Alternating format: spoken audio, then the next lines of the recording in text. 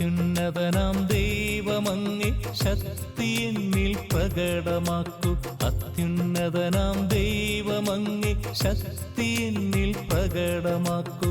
വൻ ദുഃഖഭാരവും മുറിവേറ്റ മനസ്സുമായി നിന്ദാസത്തേണിടുന്നു. വൻ ദുഃഖഭാരവും മുറിവേറ്റ മനസ്സുമായി നിന്ദാസത്തേണിടുന്നു. ഉച്ചത്തിൽ ഞാനിത വിളിച്ചിടുന്നു, കഷ്ടത കരകവിഞ്ഞൊഴുകിടുന്നു. എനിക്കരം നിന്നിലേക്ക് ഉയർത്തിടുന്നു, ദൈവമേ നീ മാത്രമെൻ സഹായം. ഉച്ചത്തിൽ ഞാനിത വിളിച്ചിടുന്നു, കഷ്ടത കരകവിഞ്ഞൊഴുകിടുന്നു. എനിക്കരം നിന്നിലേക്ക് ഉയർത്തിടുന്നു, ദൈവമേ നീ മാത്രമെൻ സഹായം.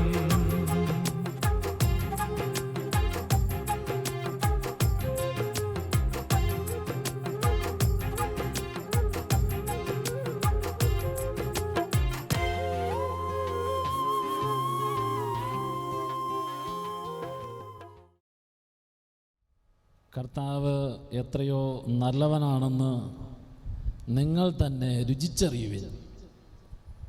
കർത്താവിൻ്റെ സ്നേഹത്തെയും നന്മയെയും കൃപകളെയും എല്ലാം രുചിച്ചറിയണമെങ്കിൽ ആ രുചി എൻ്റെ നാവിനും എൻ്റെ മനസ്സിനും എൻ്റെ ശരീരത്തിനും എൻ്റെ സ്വഭാവത്തിനും എൻ്റെ ജീവിതത്തിനും എല്ലാം അനുഭവവേദ്യമായി തീരണമെങ്കിൽ ആ അനുഭവം ഓരോ നിമിഷവും ഓരോ ദിവസവും കൂടുതൽ കൂടുതൽ പുതിയതായി തീരണമെങ്കിൽ നാം ഈ രുചിച്ചറിയേണ്ട കർത്താവിൻ്റെ ശൈലി എന്താണെന്ന് അറിയണം. ഞാൻ കർത്താവിൻ്റെ ശൈലി എന്താണ് എന്നറിഞ്ഞെങ്കിൽ മാത്രമേ എനിക്ക് ജീവിതത്തിൽ നഷ്ടം വരുമ്പോഴും രോഗം വരുമ്പോഴും അപമാനം വരുമ്പോഴും നിന്ദനം വരുമ്പോഴും കഷ്ടത വരുമ്പോഴും സഹനം വരുമ്പോഴുമെല്ലാം മനസ്സുമടുക്കാതെ അതിൽ ഈ സഹനത്തിൽ ഈ വേദനയിൽ ഈ നൊമ്പരത്തിൽ ഈ കഷ്ടപ്പാടിൽ ഈ തകർച്ചയിൽ ഈ പരാജയത്തിൽ ഈ അപമാനത്തിൽ എല്ലാം അനുവദിക്കുന്ന കർത്താവിനെ എനിക്ക് കൂടുതൽ കൂടുതൽ രുചിച്ചറിയാനായിട്ട് സാധിക്കുള്ളൂ. Price the Lord. കർത്താവിനെ കൂടുതൽ കൂടുതൽ രുചിച്ചറിയണമെങ്കിൽ എന്തറിയണം എന്നാണ് പറഞ്ഞത്? കർത്താവിൻ്റെ ശൈലി എന്താണെന്ന് അറിയണം. കുറച്ച് നാളുകൾക്ക് മുമ്പ് ഒരു സഹോദരി വളരെ വേദനയോടുകൂടി ദുഃഖത്തോടുകൂടി എൻ്റെ അടുക്കൽ വന്നു. അവരുടെ മുഖത്ത് ഞാൻ നോക്കി, നിരാശയുടെ ദുഃഖത്തിൻ്റെ അവസ്ഥയുണ്ട്. ആ സഹോദരി എന്നോട് പറയുകയാണ്, അച്ഛാ, ഞാൻ എൻ്റെ ജീവിതത്തിലെ ഒരു കാര്യം നടത്തി കിട്ടാൻ വേണ്ടിയിട്ട് കഴിഞ്ഞ 12 വർഷമായിട്ട് പ്രാർത്ഥിക്കുക. കഴിഞ്ഞ 12 വർഷങ്ങളായിട്ട് പ്രാർത്ഥിച്ചിട്ടും എൻ്റെ പ്രാർത്ഥനയ്ക്ക് ഉത്തരം കിട്ടുന്നില്ല, കാര്യം നടത്തി കിട്ടുന്നില്ല. ആ സഹോദരിയുടെ മുഖത്ത് ദുഃഖം, വേദന, നിരാശ കെട്ടി നിൽക്കാൻ എന്താ കാരണം? എന്താ കാരണം എന്നാണ് ഞാൻ പറഞ്ഞത്. 12 വർഷമായിട്ട് ഒരു കാര്യത്തിന് വേണ്ടി പ്രാർത്ഥിച്ചിട്ടും ആ കാര്യം നടത്തി കിട്ടാത്തതുകൊണ്ടാണ്. ഞാൻ ഈ ഒരു മുഖവുമായിട്ട് എന്ന സഹോദരിയുടെ മുഖത്തേക്ക് നോക്കിയിട്ട് ചെറിയൊരു പുഞ്ചിരിയോടുകൂടി, ഈ പുഞ്ചിരിയിൽ അല്പം ഒരു ചെറിയ പരിഹാസം കൂടിയുണ്ട്. സഹോദരി, എത്ര വർഷം പ്രാർത്ഥിച്ചു എന്നല്ല, പ്രാർത്ഥിച്ച് പ്രാർത്ഥനയ്ക്ക് ഉത്തരം കിട്ടണമെങ്കിൽ ഉത്തരം തരേണ്ട കർത്താവിൻ്റെ ശൈലി എന്താണെന്ന് അറിയണം.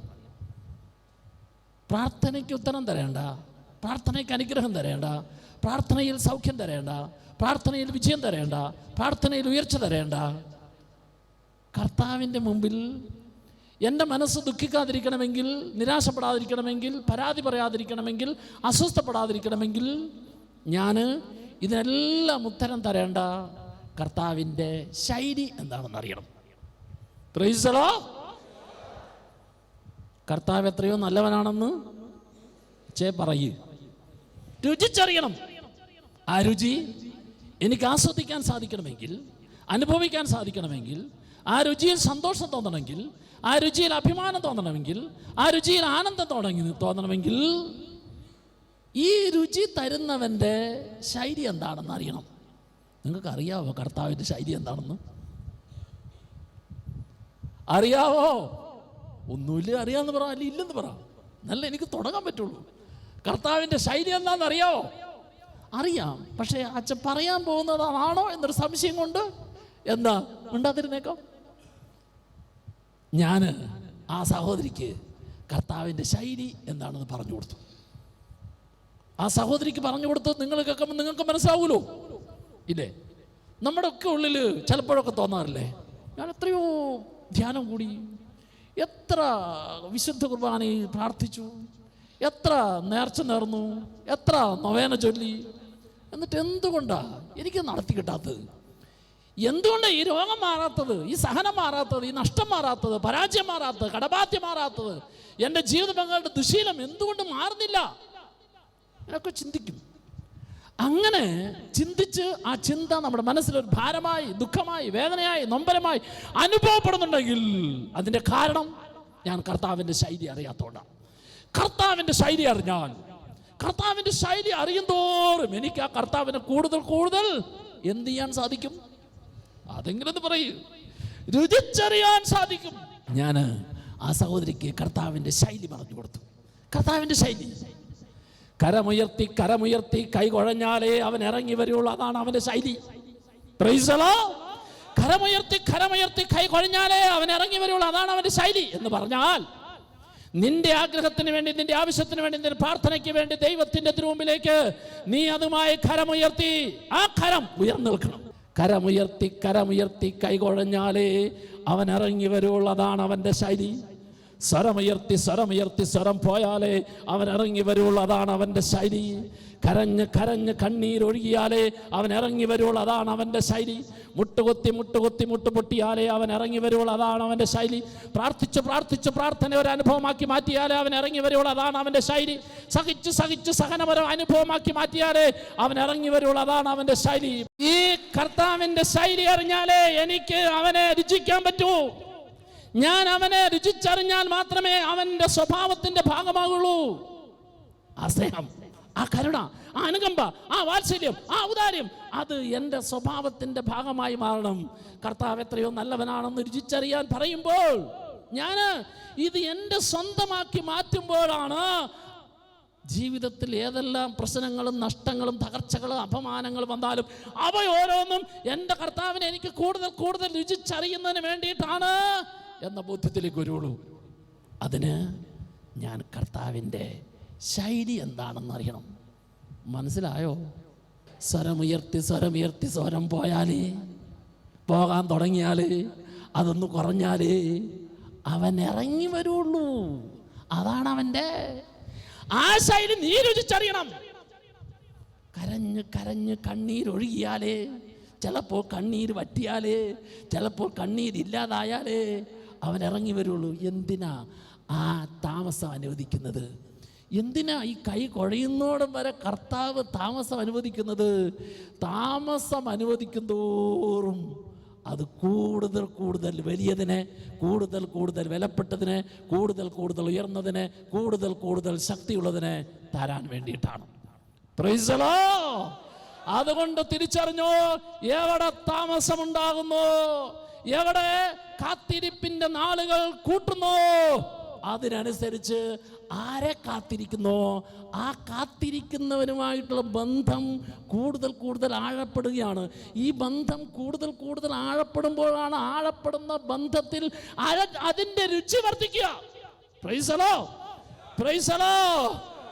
മുട്ടുകുത്തി മുട്ടുകുത്തി മുട്ടുപൊട്ടിയാലേ, മുട്ടമഴ വന്നാൽ പോരാ, മുട്ടുകുത്തി മുട്ടുകുത്തി മുട്ടുപൊട്ടിയാലേ എന്ന് പറഞ്ഞാൽ നീ ഏത് കാര്യത്തിന് വേണ്ടി, ഏത് പ്രാർത്ഥനയ്ക്ക് ഉത്തരം കിട്ടുന്നതിന് വേണ്ടി, ഏത് കാര്യം നടത്തി കിട്ടുന്നതിന് വേണ്ടി അവിടെ നീ നിന്റെ സഹനത്തെയും നൊമ്പരത്തെയും വേദനയെയും നീ ചേർത്ത് വയ്ക്കുന്നു. ആ വേദന സന്തോഷമായി മാറുന്നോടം വരെ, അവൻ ഇറങ്ങി വരുന്നോടം വരെ, അവൻ അതിൽ ഉയർച്ച തരുന്നോടം വരെ ഞാൻ അങ്ങനെ തന്നെ നിൽക്കും. കൈകൊഴയേല, മുട്ടുകുത്തിയ മുട്ട് പൊട്ടിയാൽ ആ കുത്തൽ മാറ്റിയല, കരഞ്ഞ് കരഞ്ഞ് കണ്ണീരൊഴുകിയാൽ ആ കണ്ണീര് അതിനെല്ലാം വിലയുണ്ടെന്ന് ഞാൻ തിരിച്ചറിയുന്നു. Price the Lord, praise the Lord, praise the Lord. ഈ കൺവെൻഷനിൽ ആ രുചിയൊന്ന് അനുഭവിച്ചറിയാൻ, ആ രുചിയൊന്ന് ആസ്വദിക്കാൻ, ആ രുചിയൊന്ന് സ്വന്തമാക്കാൻ, ആ രുചിയൊന്ന് എൻ്റെ സ്വഭാവത്തിൻ്റെ ഭാഗമാക്കാൻ അതിന് നമുക്ക് തീരുമാനമെടുക്കാൻ സാധിക്കണം. അതിന് നമുക്ക് കർത്താവിൻ്റെ തിരുവും പ്രാർത്ഥിക്കാൻ സാധിക്കണം. Are you ready? തയ്യാറാണോ? തയ്യാറാണോ? എന്ത് മനസ്സിലാക്കണം? ശൈലി മനസ്സിലാക്കണം. ശൈലി മനസ്സിലാക്കണം. ശൈലി മനസ്സിലാക്കും തോറും ഞാൻ അവനോട് കൂടുതൽ കൂടുതൽ അടുക്കും. കൂടുതൽ കൂടുതൽ അടുക്കും തോറും കൂടുതൽ കൂടുതൽ അനുഗ്രഹിക്കും. കൂടുതൽ കൂടുതൽ അനുഗ്രഹിക്കും തോറും കൂടുതൽ കൂടുതൽ ആനന്ദം കിട്ടും. കൂടുതൽ കൂടുതൽ ആനന്ദം കിട്ടും തോറും കൂടുതൽ കൂടുതൽ അഭിവൃദ്ധിയായി. പുറപ്പാടിൻ്റെ പുസ്തകം 15-26 വചനത്തിൻ്റെ അവസാനത്തെ ഭാഗം. പുറപ്പാടിൻ്റെ പുസ്തകം 15-26 വചനത്തിൻ്റെ അവസാനത്തെ ഭാഗം ദൈവം പറയുന്നു, ഞാൻ നിന്നെ നന്നായിട്ട് അറിയുന്നൊരു വചനം അത്.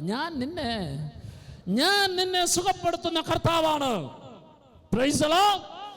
ദൈവം പറയുന്നു, ഞാൻ നിന്നെ സുഖപ്പെടുത്തുന്ന കർത്താവാണ് എന്ന് പറഞ്ഞാൽ നിന്നിൽ എവിടെ ഏതെല്ലാം മേഖലയിൽ ഏതെല്ലാം കാരണങ്ങളാൽ മുറിവുകളുണ്ടോ, രോഗങ്ങളുണ്ടോ, ദുഃഖങ്ങളുണ്ടോ, പരാതിയുണ്ടോ, പരിഭവമുണ്ടോ, അതെല്ലാം സുഖപ്പെടുത്തുന്ന കർത്താവാണ് ഞാൻ. Hallelujah, hallelujah. ഞാൻ നിന്നെ സുഖപ്പെടുന്ന കർത്താവാണ് എന്ന് നിന്റെ മുഖത്ത് നോക്കി നിന്റെ ദൈവം പറയുമ്പോൾ ആ ദൈവത്തെ എങ്ങനെയാണ് രുചിച്ചറിയുക? എന്നിൽ എവിടെയെല്ലാം രോഗങ്ങളുണ്ടോ, രോഗകാരണങ്ങളുണ്ടോ, രോഗത്തിൻ്റെതായ നൊമ്പരങ്ങളുണ്ടോ, അത് മുഴുവൻ സുഖപ്പെടുത്തുന്ന കർത്താവിനെ ആസ്വദിക്കുക, അനുഭവിക്കുക എന്നതാണ് നിന്റെ രോഗത്തിൽ കർത്താവിനെ രുചിച്ചറിയുക എന്ന് പറഞ്ഞാൽ അർത്ഥം. Hallelujah, hallelujah. ജ്ഞാനത്തിന്റെ പുസ്തകം 16-ാം അധ്യായം 12-ാം തിരുവചനം. ജ്ഞാനം 16:12. അത് അറിയാം. ജ്ഞാനം 16:12. മരുന്നോ ലേപന ഔഷധമോ അല്ല, എല്ലാവരെയും സുഖപ്പെടുത്തുന്നത് അവിടുത്തെ വചനമാണ്. എന്നിൽ ഏതെല്ലാം കുറവുകളും മുറിവുകളും രോഗങ്ങളും ദുഃഖങ്ങളും ഉണ്ടോ അത് മുഴുവൻ സുഖപ്പെടുത്തുന്നു കർത്താവിൻ്റെ വചനം. അപ്പോൾ ആ വചനത്തെ ഞാൻ രുചിച്ചറിയണം. ആ വചനത്തെ ഞാൻ രുചിച്ചറിയുമ്പോഴാണ് കർത്താവ് എത്രയോ നല്ലവനാണെന്ന് എനിക്ക് മനസ്സിലാകുക, എനിക്ക് സ്വന്തമാക്കാൻ സാധിക്കുക, എനിക്ക് ആസ്വദിക്കാൻ സാധിക്കുക. Price the Lord, praise the Lord. മത്തായിയുടെ സുവിശേഷം 9-ാം അധ്യായം 12-13 തിരുവചനം. ആരോഗ്യമുള്ളവർക്കല്ല രോഗികൾക്കാണ് വൈദ്യനെ കൊണ്ട് ആവശ്യം. വൈദ്യന്മാരുടെ എല്ലാം വൈദ്യനായ ഞാൻ യേശു വന്നിരിക്കുന്നത് രോഗികൾക്ക് വേണ്ടിയാണ്. Price the Lord, praise the Lord. പ്രിയപ്പെട്ടവരെ, ഈ 3 തിരുവചനത്തിൻ്റെ വെളിച്ചത്തിൽ നമ്മൾ തുറന്നുള്ള നിമിഷങ്ങൾ ചിന്തിക്കാനായിട്ട് പോവുകയാണ്. നിങ്ങൾ മനസ്സിലാക്കണം, ഇവിടെ നിൽക്കുന്ന ഞാനും ഇരിക്കുന്ന നിങ്ങളും, നമ്മളെല്ലാവരിലും, എല്ലാ മനുഷ്യ വ്യക്തികളിലും 5 മേഖലകളുണ്ട്. എല്ലാ മനുഷ്യ വ്യക്തികളിലും 5 മേഖലകളുണ്ട്. 1 ആത്മാവ്, 2 മനസ്സ്, 3 ശരീരം, 4 സ്വഭാവം. നമ്മുടെ സ്വഭാവത്തെ എന്ത് സ്വഭാവം എന്ന് പറയും? മൃഗത്തിൻ്റെ സ്വഭാവം എന്നാണോ പറയുന്നത്? അല്ല. ചിലപ്പോൾ അങ്ങനെയൊക്കെ കാണിക്കുമെങ്കിലും, ചിലപ്പോൾ അങ്ങനെ ദേഷ്യപ്പെട്ട് നമ്മളെ ആരെങ്കിലുമൊക്കെ വിളിച്ചിട്ടുണ്ടെങ്കിലും അതല്ല നമ്മുടെ സ്വഭാവം. നമ്മുടെ സ്വഭാവം എന്താ? മനുഷ്യ സ്വഭാവം. നമുക്ക് ഒരു ജീവിതമുണ്ട്. ആ ജീവിതത്തെ എന്തെന്ന് ജീവിതം എന്ന് പറയും? മനുഷ്യ ജീവിതം എന്ന് പറയും. ആത്മാവുണ്ടോ? ഉണ്ടോ? നിങ്ങൾക്ക് മനസ്സുണ്ടോ? ശരീരമുണ്ടോ? സ്വഭാവമുണ്ടോ? ജീവിതമുണ്ടോ? എങ്കിൽ മനസ്സിലാക്ക്, ഈ 5 മേഖലയിൽ എവിടെയെല്ലാം മുറിവുകളുണ്ടോ, രോഗങ്ങളുണ്ടോ, ദുഃഖങ്ങളുണ്ടോ, പരാജയങ്ങളുണ്ടോ, ഇത് മുഴുവൻ സുഖപ്പെടുത്തുന്ന കർത്താവാണ് ഞാൻ. ആരരുളി ചെയ്യുന്നു? ദൈവം അരുളി ചെയ്യുന്നു. ഹല്ലേലൂയ. മരുന്നോ ലേപന ഔഷധമോ എല്ലാവരെയും സുഖപ്പെടുത്തുന്നത് അവിടുത്തെ വചനമാണ്. ഈ വചനം ഈ 5 മേഖലയിൽ എവിടെയെല്ലാം എനിക്ക് രോഗമുണ്ടോ അവിടെയെല്ലാം ഞാൻ ശ്രവിക്കുന്ന വചനത്താൽ എൻ്റെ കർത്താവ്, എൻ്റെ ദൈവം എനിക്ക് പൂർണ്ണമായും സൗഖ്യം തരും. ഞാനത് രുചിച്ചറിയണം. അപ്പോഴാണ് ആ കർത്താവ് എത്രയോ നല്ലവനാണെന്ന് എനിക്ക് പറയാൻ സാധിക്കുക, എത്രയോ നല്ലവനാണെന്ന് എൻ്റെ ജീവിതം കൊണ്ട് കാണിച്ചു കൊടുക്കാൻ സാധിക്കുക, എത്രയോ നല്ലവനാണെന്ന് അനേകരുടെ മുമ്പിൽ സാക്ഷ്യപ്പെടുത്താൻ സാധിക്കുക. ഞാൻ പറഞ്ഞ 2ാമത്തെ മേഖല ഏതാന്ന് പറഞ്ഞത്? ഒന്നും കൂടെ പറയാം. ആത്മാവ്, മനസ്സ്, ശരീരം, സ്വഭാവം, ജീവിതം. 2ാമത്തേതാ? മനസ്സ്. ഈ രണ്ടാമത്തതും ഒന്നാമത്തതും അതേതാ? ആത്മാവ്. ആത്മാവും മനസ്സും തമ്മിൽ വളരെയധികം ബന്ധമുണ്ട്. ഈ കൺവെൻഷന് മുമ്പ് ഉപസാരിച്ചിട്ടില്ലേ? ഉപസാരിച്ചിട്ടുണ്ടോ? കൺവെൻഷന് കുമ്പസാരിച്ചില്ലേ? ഇതിനു മുമ്പെല്ലാം ഞാൻ കുമ്പസാരിച്ചപ്പോഴും ചില പാപം, ചില തെറ്റ്, ചെയ്യല ചെയ്യല ചെയ്യല എന്ന് പറഞ്ഞിട്ട് ആവർത്തിച്ച് ചെയ്തു പോകുന്ന ചില തെറ്റുകളുണ്ട്. ആവർത്തിച്ച് ചെയ്തു പോകുന്ന ചില പാപങ്ങളുണ്ട്. ആവർത്തിച്ച് ചെയ്തു പോകുന്ന ചില ദുശീല പ്രവൃത്തിയുണ്ട്. നിങ്ങൾ ചിന്തിച്ചിട്ടുണ്ടോ എന്തുകൊണ്ടാണ് ഞാൻ ആ തെറ്റ്, ആ പാപം, ആ ദുശീലം ചെയ്യല എന്ന് പറഞ്ഞിട്ട് വീണ്ടും വീണ്ടും അത് ചെയ്തു പോകുന്നത്? ചിന്തിച്ചിട്ടുണ്ടോ? എന്നാ മനസ്സിലാക്കണം, നിന്റെ ഇന്നലകളിൽ ഏത് തെറ്റാണോ, ഏത് പാപമാണോ, ഏത് ദുശീല പ്രവൃത്തിയാണോ, ഏത് തിന്മ പ്രവൃത്തിയാണോ ചെയ്യല എന്ന് തീരുമാനമെടുത്തിട്ടും പിടിച്ചു നിൽക്കാതെ വീണ്ടും വീണ്ടും വീണു പോകാൻ അതിന്റെ പ്രധാനപ്പെട്ട കാരണം ഏതോ നാളുകളിൽ നിന്റെ മനസ്സ് മുറിവേറ്റ് കിടപ്പുണ്ട്. ഈ മുറിവേറ്റ് കിടക്കുന്ന മനസ്സും നിന്റെ ആത്മാവും തമ്മിൽ ബന്ധമുണ്ട്. അപ്പോൾ നീ ഇനി പാപം ചെയ്ത ആത്മാവിൽ രോഗം വരുത്തിയാല, മുറിവുണ്ടാക്കിയാല എന്ന് തീരുമാനമെടുത്തിട്ടും ആ തീരുമാനത്തിൽ നിനക്ക് പിടിച്ചു നിൽക്കാനായിട്ട് സാധിക്കുന്നില്ല. സാധിക്കാത്തതിന്റെ കാരണം, ആ തീരുമാനത്തിൽ നിന്ന് നിലനിൽക്കാൻ പറ്റുന്നില്ല. നിലനിൽക്കാൻ പറ്റാത്തതിന്റെ കാരണം ഏതോ നാളുകളിൽ നിന്റെ മനസ്സ് മുറിവേറ്റിരിക്കുന്നു. ഈ മുറിവേറ്റിരിക്കുന്ന മനസ്സ് നിന്നെ കൊണ്ട് പാപം ചെയ്യിപ്പിക്കുന്നു. ഈ മുറിവേറ്റിരിക്കുന്ന മനസ്സ് നിന്നെ തെറ്റിലേക്ക്, പാപത്തിലേക്ക്, ദുശീലത്തിലേക്ക് വഴുതി വീഴിക്കാൻ കാരണമുണ്ടാകുന്നു. അപ്പോൾ എൻ്റെ മനസ്സും ആത്മാവും തമ്മിൽ വളരെയധികം ബന്ധപ്പെട്ടിരിക്കുന്നതിനാൽ എൻ്റെ ആത്മാവിൽ ഞാൻ എടുത്ത ആ തീരുമാനത്തിൽ ഇനി ഒരിക്കലും എൻ്റെ ജീവിതത്തിൽ ഞാൻ പാപം ചെയ്യല എന്ന ആ തീരുമാനത്തിൽ മരണം വരെ എനിക്ക് ഉറച്ചു നിൽക്കണമെങ്കിൽ കഴിഞ്ഞ നാളുകളിൽ ചില തെറ്റിലേക്ക്, ചില പാപത്തിലേക്ക്, ചില ദുശീലത്തിലേക്ക് എന്നെ വീഴിക്കാൻ കാരണമായി തീർന്ന എൻ്റെ മനസ്സിൻ്റെ ഏതോ നാളുകളിലെ മുറിവ്, ആ മുറിവുകൾക്ക് എനിക്ക് പൂർണ്ണ സൗഖ്യം കിട്ടിയാൽ മാത്രമേ പാപം ചെയ്യാതെ ജീവിക്കാൻ സാധിക്കുള്ളൂ. കുറച്ച് നാളുകൾക്ക് മുമ്പ് ഡിവൈൻ ധ്യാന കേന്ദ്രത്തിൽ ധ്യാനിക്കാൻ വന്ന നേഴ്സായിട്ടുള്ളൊരു സഹോദരി, അവൾ ധ്യാനത്തിൻ്റെ കുമ്പസാര ദിവസം കുമ്പസാരം കഴിഞ്ഞിട്ട് എൻ്റെ അടുക്ക് വന്നു. എൻ്റെ അടുത്ത് വന്നിട്ട് എന്നോട് പറഞ്ഞു, അച്ഛാ എനിക്ക് വേണ്ടി പ്രാർത്ഥിക്കണം. ഞാൻ അവളോട് ചോദിച്ചു, എന്താ നീ പ്രാർത്ഥിക്കാൻ പറയാൻ കാരണം? അച്ഛാ, ഞാൻ ഈ പ്രാവശ്യ ധ്യാനത്തിന് വന്നത് പ്രത്യേകമായിട്ടുള്ളൊരു ഉദ്ദേശത്തോടു ലക്ഷ്യത്തോടു കൂടിയാണ്. ഞാൻ ഇതിനു മുമ്പ് ഈ ധ്യാന മന്ദിരത്തിൽ 2 പ്രാവശ്യം ധ്യാനം കൂടി. ആ സഹോദരി പറയാ, ഞാൻ ആദ്യത്തെ പ്രാവശ്യം ധ്യാനത്തിൽ വരുമ്പോൾ നാളുകളായിട്ട് എന്നെ പിടികൂടിയിരുന്നൊരു സ്വഭാവമാണ് സ്വയംഭോഗം എന്ന പാപം. ഇത് കുമ്പസാരത്തിൽ തീരുമാനമെടുക്കും, കുറച്ച് നാൾ പിടിച്ചു നിൽക്കും, പക്ഷേ എനിക്ക് പൂർണ്ണമായിട്ട് അതിന് ഉപേക്ഷിക്കാനായിട്ട് സാധിക്കുന്നില്ല. ആദ്യത്തെ പ്രാവശ്യത്തെ ധ്യാനത്തിൽ കുമ്പസാരത്തിൽ ഞാൻ തീരുമാനമെടുത്തു. തീരുമാനത്തിൽ പരിശുദ്ധാത്മാവിന്റെ ശക്തി അഭിഷേകം സ്വീകരിച്ചു. ധ്യാനം കഴിഞ്ഞ് തിരിച്ചു പോയി. എനിക്ക് ഏതാണ്ട് 6 മാസം പിടിച്ചു നിൽക്കാൻ പറ്റി. ആ പാപം ചെയ്യാതെ പിടിച്ചു നിൽക്കാൻ പറ്റി. അതിനുശേഷം ഞാൻ വീണ്ടും വീണുപോയി. അങ്ങനെ ഞാൻ 2ാമത്തെ ധ്യാനത്തിനായിട്ട് വന്നു. ഇതേ ആഗ്രഹം തന്നെയായിരുന്നു. ഈ സ്വഭാവ വൈകല്യത്തിൽ നിന്ന്, ഈ പാപത്തിൻ്റെ ബന്ധനത്തിൽ നിന്നും എനിക്ക് വിടുതൽ കിട്ടണം. അതിനു വേണ്ടിയിട്ടാണ് ഞാൻ 2ാമത്തെ ധ്യാനത്തിൽ വന്നത്. 2ാമത്തെ ധ്യാനത്തിലും ആഗ്രഹത്തോടെ പ്രാർത്ഥിച്ചു, നല്ല കുമ്പസാരം നടത്തി. ഞാൻ ധ്യാനം കഴിഞ്ഞ് തിരിച്ചുപോയി. 2ാമത്തെ പ്രാവശ്യം എനിക്ക് 3 മാസം പിടിച്ച് നിൽക്കാൻ പറ്റുള്ളൂ. ഇതാ ഞാൻ 3ാം പ്രാവശ്യം ധ്യാനത്തിന് വന്നിരിക്കുക. ഇത് തന്നെയാണ് ഈ ധ്യാനത്തിൽ ഞാൻ വന്നിരിക്കുന്നതിന് കാരണം. എന്നെ ഈ പാപം വല്ലാതെ അസ്വസ്ഥപ്പെടുത്തുന്നു. ഈ പാപം പലപ്പോഴും എന്നെ കൂടുതൽ ആകുലപ്പെടുത്തുന്നു. അതുകൊണ്ട് ഈ ധ്യാനത്തിൽ എന്നേക്കുമായിട്ട് ഇത് ഉപേക്ഷിക്കണം. ഞാൻ നല്ല തീരുമാനമെടുത്തു, കുമ്പസാരിച്ചിട്ട് നേരെ വന്നിരിക്കുകയാണ്. അച്ഛൻ ഈ തീരുമാനത്തിൽ എന്നും നിലനിൽക്കാൻ വേണ്ടി എനിക്ക് വേണ്ടി പ്രാർത്ഥിക്കണം. പ്രിയപ്പെട്ടവരെ, അങ്ങനെ ആഗ്രഹത്തോട് വന്ന ആ സഹോദരിക്ക് വേണ്ടി അവളുടെ ശിരസ് കൈവച്ച് ഞാൻ പ്രാർത്ഥിച്ചുകൊണ്ടിരിക്കുമ്പം പെട്ടെന്ന് എൻ്റെ മനസ്സിലേക്ക് ഒരു പേര് വരുന്നു, ബിനു എന്ന പേര്. ഞാൻ പ്രാർത്ഥിച്ചുകൊണ്ടിരുന്ന കൈ പുറകോട്ട് വലിച്ചു. എന്നിട്ട് ആ സഹോദരിയോട് ചോദിച്ചു, എന്താണ് ഈ വ്യക്തിയുമായിട്ട് നിനക്ക് എന്തോ ഒരു ബന്ധം? അത് നിന്റെ ഇന്നലകളിലെ പാപത്തിൻ്റെതായ അവസ്ഥയിൽ ഒരു കെട്ടായി വിടുതൽ പ്രാപിക്കാൻ പറ്റാത്ത ഒരവസ്ഥയായി കിടക്കുന്നു. പ്രിയപ്പെട്ടവരെ, അങ്ങനെ ഞാൻ അവളുടെ സംസാരിച്ചപ്പോൾ ഈ ബിനു എന്ന സഹോദരൻ അവളുടെ അമ്മാവൻ്റെ മകനാണ്.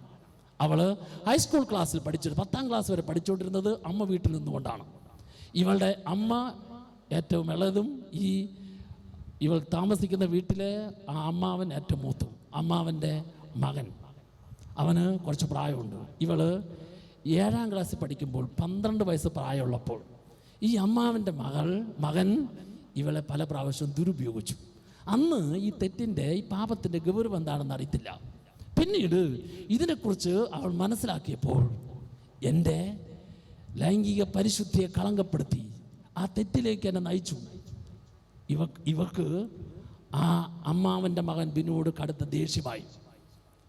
അവനോട് സംസാരിക്കും, പോവും, അവിടെയൊക്കെ ചെയ്യും. പക്ഷേ ഇപ്പോഴും ആ പഴയ കാലത്തിൻ്റെ സംഭവം അവളുടെ മനസ്സിൽ ഒരു മുറിവായി. ആ മുറിവ് അവളുടെ സ്വഭാവത്തിൽ വിട്ടുമാറാത്ത ഈ സ്വയംഭോഗം എന്ന പാപത്തിൻ്റെ അടിമത്തത്തിലേക്ക് നയിക്കാൻ കാരണമായി തീർന്നു. ഞാൻ ആ സഹോദരിക്ക് ഇങ്ങനെ പറഞ്ഞു കൊടുത്തു, നീ ഇവിടെ 2 കാര്യം ചെയ്യണം. നിനക്ക് എന്നേക്കുമായിട്ട് ഈ പാപത്തിൽ നിന്ന് വിടുതൽ കിട്ടണമെങ്കിൽ, ഈ പാപത്തിൽ നിന്ന് പരിപൂർണമായ മോചനം കിട്ടണമെങ്കിൽ, ഈ പാപം ചെയ്യാതെ ജീവിക്കാൻ സാധിക്കണമെങ്കിൽ, ഈ പാപത്തിലേക്ക് നിന്നെ നയിക്കാൻ കാരണമായി തീർന്നിരിക്കുന്ന നിന്റെ മനസ്സിൻ്റെ മുറിവുകൾക്ക് ഈശോ പൂർണ്ണമായി സൗഖ്യം തരും. ഒരു മനുഷ്യ വ്യക്തിയുടെ മനസ്സിൻ്റെ മുറിവിനെ സുഖപ്പെടുത്താൻ യേശുക്രിസ്തുവിന് മാത്രമേ സാധിക്കുള്ളൂ എങ്കിൽ യേശു ഏറ്റവും കൂടുതൽ ശ്രദ്ധിക്കുന്നത് എന്തിലാണ്? പറയൂ. ഒരു മനുഷ്യ വ്യക്തിയുടെ മനസ്സിൻ്റെ മുറിവിനെ സുഖപ്പെടുത്താനാണ് യേശുക്രിസ്തു ഏറ്റവും കൂടുതൽ ശ്രദ്ധിക്കുന്നത്. എൻ്റെയും നിൻ്റെയും കാര്യത്തിൽ യേശുക്രിസ്തു ഏറ്റവും കൂടുതൽ ശ്രദ്ധിക്കുന്നത് നമ്മുടെ ഓരോരുത്തരുടെയും മനസ്സിൻ്റെ മുറിവിനെ സുഖപ്പെടുത്താൻ വേണ്ടിയിട്ടാണ്. എന്താ കാരണം? ഒരു മനുഷ്യ വ്യക്തിയുടെ മനസ്സിൻ്റെ മുറിവിനെ സുഖപ്പെടുത്താൻ യേശുക്രിസ്തുവിന് മാത്രമേ സാധിക്കുള്ളൂ. യേശുക്രിസ്തുവിന് മാത്രമേ സാധിക്കുള്ളെങ്കിൽ ആ യേശുക്രിസ്തു എനിക്ക് തരുന്നതായ സൗഖ്യത്തെ ഞാൻ സ്വീകരിച്ചെങ്കിൽ മാത്രമേ ആ യേശുവിനെ എനിക്ക് രുചിച്ചറിയാൻ സാധിക്കൂ. ആ യേശു നൽകുന്ന സൗഖ്യത്തിൻ്റെ അനുഭവം എന്നിൽ സന്തോഷമായി മാറുന്നത് എനിക്ക് രുചിച്ചറിയാൻ സാധിക്കുള്ളൂ. ഞാൻ ആ സഹോദരിക്ക് 2 കാര്യം പറഞ്ഞു കൊടുത്തു. പ്രിയപ്പെട്ടവരെ, നമ്മളെല്ലാവരും മനസ്സിലാക്കണം, എൻ്റെയും നിന്റെയും മനസ്സിൻ്റെ മുറിവുകൾ എത്ര വർഷമായിട്ടുള്ളതാണെങ്കിലും എത്ര നാളുകളായിട്ടുള്ളതാണെങ്കിലും നമ്മുടെ ഓരോരുത്തരുടെയും മനസ്സിൻ്റെ മുറിവിനെ സുഖപ്പെടുത്താൻ യേശുക്രിസ്തുവിന് മാത്രമേ സാധിക്കുകയുള്ളൂ എന്ന സത്യം ഞാൻ തിരിച്ചറിയണം. അപ്പോൾ എൻ്റെ മനസ്സ് മുറിവേറ്റിരിക്കുന്ന മനസ്സാണെങ്കിൽ ഈ മുറിവേറ്റിരിക്കുന്ന മനസ്സ് എൻ്റെ ജീവിതത്തിൽ പല വിധത്തിലുള്ള പാപം ചെയ്യാൻ, തെറ്റ് ചെയ്യാൻ എത്ര ശ്രമിച്ചിട്ടും ചില ദുശീലത്തിന്റെ പ്രവൃത്തിയിൽ നിന്ന് പിന്മാറാൻ സാധിക്കുന്നില്ല. എത്ര ശ്രമിച്ചിട്ടും ചില ചീത്ത പുസ്തകം, ചീത്ത കൂട്ടുകെട്ട്, ചീത്ത സൈറ്റ്, ചീത്ത പ്രവൃത്തികൾ, ഇതിൽ നിന്ന് പിന്മാറണമെന്ന് ആഗ്രഹമുണ്ട്, ഉപേക്ഷിക്കണമെന്ന് ആഗ്രഹമുണ്ട്, ആ സൈറ്റിലേക്ക് പോകരുതെന്ന് ആഗ്രഹമുണ്ട്, ആ ചീത്ത സിനിമകൾ കാണരുതെന്ന് ആഗ്രഹമുണ്ട്.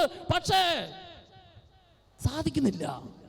ഞാൻ അറിയാതെ കുറച്ച് നാൾ പിടിച്ചു നിന്നെങ്കിലും, കുറച്ച് ദിവസങ്ങൾ പിടിച്ചു നിന്നെങ്കിലും, കുറച്ച് മാസങ്ങൾ പിടിച്ചു നിന്നെങ്കിലും ഞാൻ അറിയാതെ അതിലേക്ക് വീണു പോവുക. സഹോദര, സഹോദരി, അത്തരത്തിലുള്ള നിന്റെ ഏത് പാപമാകട്ടെ, ഏത് ദുശീലമാകട്ടെ, ഏത് തിന്മ പ്രവൃത്തിയാകട്ടെ, ഏത് തെറ്റായ ബന്ധങ്ങളാകട്ടെ, ഇതിലേക്കൊക്കെ പോകാൻ ഒരു കാരണമുണ്ട്. ആ കാരണം ഏതോ നാളുകളിൽ നിന്റെ മനസ്സിനേറ്റ മുറിവാണ്. ഈ മനസ്സിന്റെ മുറിവുകൾക്ക് പൂർണ്ണ സൗഖ്യം കിട്ടിയാൽ, ഒരു മനുഷ്യ വ്യക്തിയുടെ മനസ്സിന്റെ മുറിവുകൾക്ക് പൂർണ്ണ സൗഖ്യം നൽകാൻ കർത്താവ് ആഗ്രഹിക്കുന്നു. കർത്താവിൽ നിന്ന് ഈ പൂർണ്ണ സൗഖ്യം കിട്ടിയെങ്കിൽ മാത്രമേ എനിക്ക് ആ പാപത്തെ, ആ ദുശീലത്തെ, ആ തിന്മ പ്രവൃത്തി, ആ തെറ്റായ ബന്ധത്തെ എന്നേക്കുമായിട്ട് ഉപേക്ഷിച്ച് ജീവിക്കാനായിട്ട് സാധിക്കുള്ളൂ. ഞാൻ ആ സഹോദരി പറഞ്ഞു, 1, നീ ഈ സത്യം കർത്താവിൻ്റെ മുമ്പിൽ ഏറ്റു പറയണം. 2, നിന്റെ മനസ്സിൻ്റെ മുറിവുകൾക്ക് പൂർണ്ണ സൗഖ്യം യേശു നൽകണമെങ്കിൽ നിന്റെ മനസ്സിനെ മുറിപ്പെടാൻ കാരണമായി തീർന്ന വ്യക്തി, സാഹചര്യം, സംഭവം, അത് നീ കർത്താവിൻ്റെ കരങ്ങളിലേക്ക് കൊടുത്തിട്ട് ഇതിന് കാരണക്കാരനായ വ്യക്തി നിരപരാധിയാണ് എന്ന് കർത്താവിൻ്റെ മുമ്പിൽ ഏറ്റു പറയണം, കർത്താവിൻ്റെ മുമ്പിൽ അംഗീകരിക്കണം. ഹല്ലേലൂയ.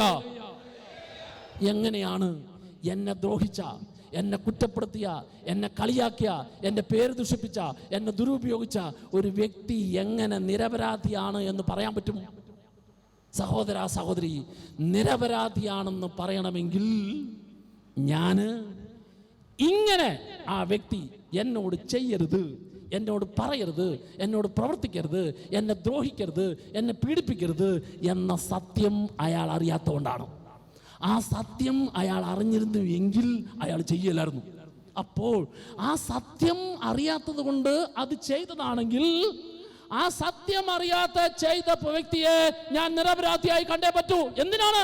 ഞാൻ നിരപരാധിയായി കണ്ട് ആ വ്യക്തി മൂലം എൻ്റെ മനസ്സിനേറ്റ മുറിവും, എൻ്റെ സ്വഭാവത്തിലെ വൈകല്യവും, എൻ്റെ ജീവിതത്തിലെ നഷ്ടവും, എൻ്റെ ജീവിതത്തിലെ എല്ലാ തകർച്ചകളും കർത്താവിൻ്റെ കരങ്ങളിലേക്ക് കൊടുത്തിട്ട് നിരപരാധിയായ വ്യക്തിയെ അനുഗ്രഹിക്കണമേ എന്ന് പ്രാർത്ഥിക്കുമ്പോഴാണ് എൻ്റെ മനസ്സിൻ്റെ മുറിവിലേക്ക് കർത്താവിൻ്റെ മുറിവിൽ നിന്ന് രക്തമൊഴുക, എൻ്റെ മനസ്സിൻ്റെ മുറിവിലേക്ക് കർത്താവിൻ്റെ സ്നേഹമൊഴുക, എൻ്റെ മനസ്സിൻ്റെ മുറിവിലേക്ക് കർത്താവിൻ്റെ അത്ഭുതകരമായ സ്പർശനം കടന്നു വരിക. പ്രിയപ്പെട്ടവരെ, ഞാൻ ആ സഹോദരിക്ക് പറഞ്ഞു കൊടുത്തു, നിൻ്റെ അമ്മാവൻ്റെ മകൻ ബിനു എൻ്റെ അപ്പൻ്റെ പെങ്ങളുടെ മകളായ ഈ സഹോദരിയെ ഇപ്രകാരം ദുരുപയോഗിക്കാൻ പാടില്ല, ഇപ്രകാരം ദുരുപയോഗിക്കാൻ പാടില്ല എന്ന സത്യം അവൻ അറിഞ്ഞിരുന്നെങ്കിൽ അവൻ അങ്ങനെ ചെയ്യലായിരുന്നു. അന്ന് ആ സത്യം അവൻ അറിയാത്തത് കൊണ്ടാണ് അങ്ങനെ ചെയ്തത്. അങ്ങനെ ചെയ്തെങ്കിൽ ആ ചെയ്തത് മൂലം നിന്റെ മനസ്സിനേറ്റിരിക്കുന്ന മുറിവും, ആ മുറിവ് മൂലം ഇന്ന് നിന്റെ സ്വഭാവത്തിൽ വിട്ടുമാറാത്തതായ ഈ പാപത്തിൻ്റെ പ്രവൃത്തിയെയും കർത്താവിൻ്റെ കരങ്ങളിലേക്ക് നീ കൊടുത്തിട്ട്, കർത്താവേ ആ വ്യക്തിയെ കാരണമായി തീർന്ന സംഭവത്തെ, സാഹചര്യത്തെ അനുഗ്രഹിക്കണമേ എന്ന് പ്രാർത്ഥിച്ചു കഴിഞ്ഞാൽ, ശ്രദ്ധിക്കൂ, നിന്റെ മനസ്സിൻ്റെ മുറിവ് ഈശോ സുഖപ്പെടുത്തും. ആ വ്യക്തിയുടെ ഈ സ്വഭാവ വൈകല്യത്തെ, ഈ തെറ്റായ പ്രവണതകളെ കർത്താവ് മാനസാന്തരം നൽകി അനുഗ്രഹിക്കും. ഞാൻ ഈ കാര്യം സമയമെടുത്ത് അവൾക്ക് പറഞ്ഞു കൊടുത്തു. അവളുടെ 2 കണ്ണിൽ നിന്ന് കണ്ണീരൊഴുകുകയാണ്. എനിക്ക് മനസ്സിലായി അവളുടെ ആ 12 വയസ്സ് പ്രായമുള്ളപ്പോൾ സംഭവിച്ചതായ തെറ്റിനെ ഓർത്ത്, ആ തെറ്റിൻ്റെ അവസ്ഥ മൂലം മനസ്സിനേറ്റിക്കുന്ന മുറിവുകളെ കർത്താവ് സുഖപ്പെടുത്താൻ ആഗ്രഹിക്കുന്നു.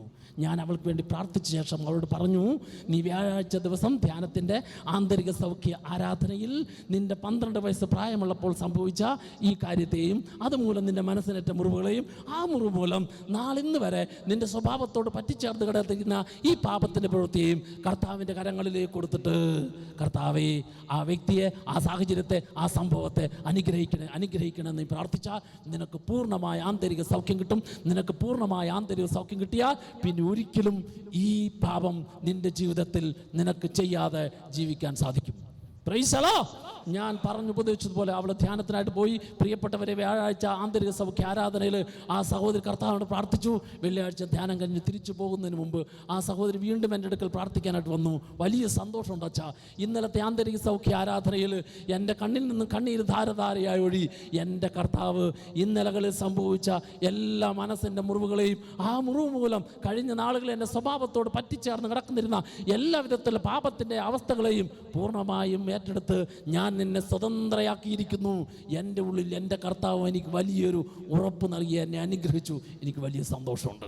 ഞാൻ ആ സഹോദരിക്ക് വേണ്ടി പ്രാർത്ഥിച്ചു. പ്രിയപ്പെട്ടവരെ, ആ സഹോദരി ധ്യാനം കഴിഞ്ഞ് തിരിച്ചുപോയി.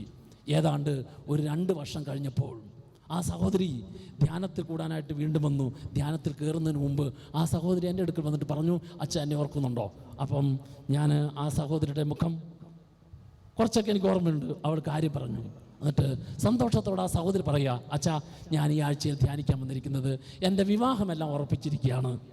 ഞാൻ ധ്യാനിക്കാൻ വന്നത് നന്നായിട്ട് ധ്യാനത്തിൽ ഒരുങ്ങി നല്ലൊരു വിവാഹ ജീവിതത്തിൽ പ്രവേശിക്കണം. വിവാഹ ജീവിതത്തിലേക്ക് പ്രവേശിക്കുന്നതിന് മുമ്പ് നല്ലൊരു ഒരുക്കത്തോടെ പ്രവേശിക്കാനായിട്ട് ഞാൻ ധ്യാനത്തിന് വന്നിരിക്കുകയാണ്. ഇത്രയും പറഞ്ഞു കഴിഞ്ഞ ശേഷം ആ സഹോദരി ഇങ്ങനെ കൂട്ടിച്ചേർത്തു, 2 വർഷം മുമ്പ് അച്ഛൻ്റെ അടുത്ത് ഞാൻ വന്ന് പറഞ്ഞൊരു കാര്യം ഓർക്കുന്നുണ്ടോ?